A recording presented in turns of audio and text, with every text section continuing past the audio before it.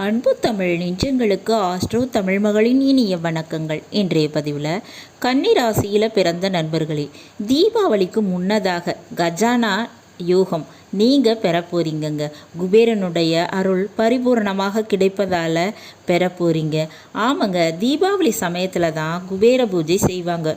தீபாவளிக்கு முதல் நாள் குபேர பூஜை செய்வாங்க. அதன் மூலமாக குபேரனுடைய வருகை எல்லார் வீட்டிலையும் இருக்குங்க.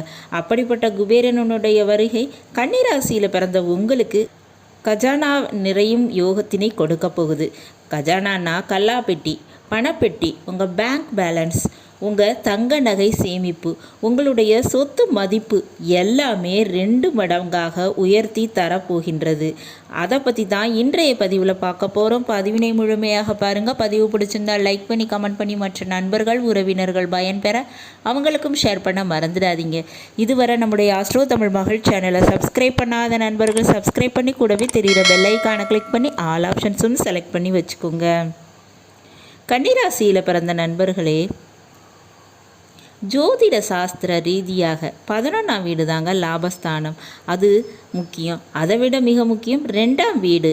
ஏன்னா லாபம் கிடைக்கும். ஆனால் அந்த லாபம் கையில் வந்து சேருமா, அதனை சொல்வது தான் இந்த 2ஆம் வீடு. அப்படி 2ஆம் வீடாக உங்களுக்கு இருக்கிறது இந்த துலாம் ராசி. துலாம் ராசிக்கு அதிபதி யாருன்னு பார்த்தா சுக்கிர பகவான்க. அவர் 11ஆம் வீடான கடக ராசியை விட்டு விலகி செப்டம்பர் மாதம் 12ஆம் தேதி கேதுவோடு இணைந்து விட்டார். அது சிம்ம ராசிங்க. அக்டோபர் 18 குரு அதிசார பயிற்சி நடக்குது. மிதுன ராசியிலிருந்து கடக ராசிக்கு அதிசாரமாக பயிற்சி அடைந்து உச்சம் பெறுகிறார் குரு பகவான். உங்கள் கன்னி ராசிக்கு லாபஸ்தானமாக வர்றது இந்த 11ஆம் வீடு. அங்கே குரு பகவான் வந்து அமர்கிறார். 2ஆம் வீட்டில் துலா ராசியில் செவ்வாய் பகவான் இருக்கார். 7ஆம் வீட்டில் சனி பகவான் வக்ர நிலையில் இருக்கார். 6ல் ராகு இருக்கார். மிக முக்கியமாக சொல்ல வேண்டிய விஷயம்னா 12ஆம் வீட்டுக்கு உரிய சூரியன் உங்கள் ராசியில் இருக்கார். 12ஆம் வீட்டுக்கு உரியவன் உங்கள் ராசியில் இருப்பதால் உங்களால் செலவினை கட்டுப்படுத்த முடியும், விரயத்தினை கட்டுப்படுத்த முடியும். அதே நேரம் 11ஆம் வீட்டில் குரு பகவான் அதிசாரமாக இருக்கார். அப்போ பழைய கடன் முடியும், பழைய கணக்கு வழக்குகள் தீரும், உங்களுக்கு வர வேண்டிய பணம் வந்து சேருங்க. தொழில் ரீதியாக கிடைக்க வேண்டிய லாபம் கிடைக்கும். அரசு வழியில் பண ஆதாயம் உண்டுங்க. தந்தை மூலம் பணம், காசு, சொத்து ஏதாவது கிடைக்கும். அதே போல் மாமியார் வீட்டிலிருந்து வீடு, மனை யோகம், கார், வாகனம் போன்ற விஷயங்கள் கிடைக்குங்க. சீர்சனத்தி கிடைக்கும். அல்லது மாமியார் வீட்டிலிருந்து ஒரு முக்கிய உதவி கிடைக்கும்னு சொல்லலாம்ங்க. வெளிநாட்டிலிருந்து ஒரு பண ஆதாயம் பெறுவது, வெளிநாட்டு வேலை கிடைக்கிறது, வெளிநாட்டில் பிறந்தவங்க மூலமாக நல்லது கிடைக்கிறது, தொழில் ரீதியாக லாபம் கிடைக்கிறது. இது மாதிரியான விஷயங்கள் உங்களுக்கு வந்து சேருங்க. 2ஆம் வீட்டில் செவ்வாய் இருக்கார். நிச்சயமாக நிலயோகம் உண்டு, நிலத்தால் லாபம் உண்டு.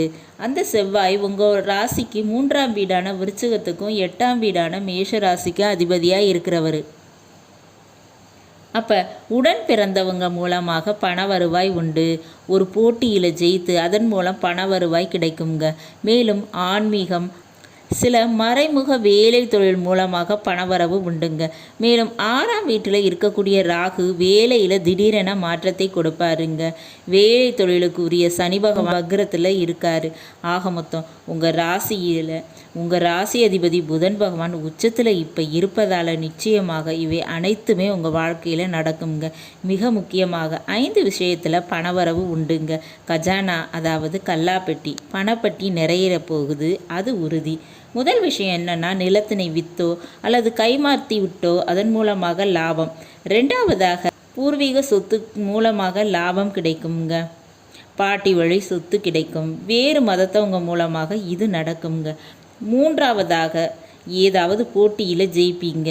இது கோர்ட்டு கேஸு பிரச்சனை அல்லது ஒரு விளையாட்டு போட்டியாக கூட இருக்கலாம்ங்க. பணம் சம்பந்தப்பட்ட விஷயமாக இருக்குங்க. ஆன்லைன் கேமிங் அல்லது ஒரு கலை நிகழ்ச்சி, ஒரு போட்டி, இதில் கலந்து கொண்டு அதில் ஜெயித்து அதன் மூலமாக பணவரவு உண்டுங்க. அடுத்ததாக 11ஆம் வீட்டில் குரு அமர்ந்திருக்காரு. அதனால் பணவரவு நிச்சயமாக உண்டு, லாபம் உண்டு.